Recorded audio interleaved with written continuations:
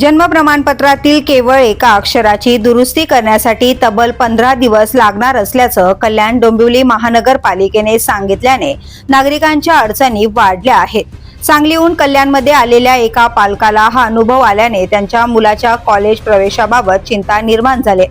शिवसेना उद्धव बाळासाहेब ठाकरे पक्षाचे केडीएमसी गटनेते उमेश बोरगावकर यांनी या प्रकरणावर तीव्र नाराजी व्यक्त करत महापालिकेच्या कार्यपद्धतीवर प्रश्नचिन्ह उपस्थित केलाय। केवळ एका शब्दाच्या दुरुस्तीसाठी नागरिकांना एवढी प्रतीक्षा करावी लागत असल्याबद्दल त्यांनी प्रशासनाला जाब विचारलाय। दरम्यान जन्म प्रमाणपत्रांबाबत महापालिकेने अधिक सावध भूमिका घेतल्याचं दिसून येत आहे। 2 दिवसांपूर्वी भाजप नेते किरीट सोमय्या यांनी केडीएमसी आयुक्त अभिनव गोयल यांची भेट घेऊन मोठ्या प्रमाणात जन्म प्रमाणपत्रे अवैधरित्या जारी झाल्याचा आरोप केला होता। सुमारे 2000 संशयित जन्म प्रमाणपत्रे आढळल्याचा दावा करत या प्रकरणाची सखोल चौकशी आणि संबंधितांवर कठोर कारवाईची मागणी करण्यात आली होती। याच पार्श्वभूमीवर जन्म प्रमाणपत्रांच्या दुरुस्ती प्रक्रियेत अधिक तपासणी केली जात असल्याचं सांगितलं जात असलं तरी त्याचा फटका सामान्य नागरिकांना बसत असल्याची टीका होत आहे।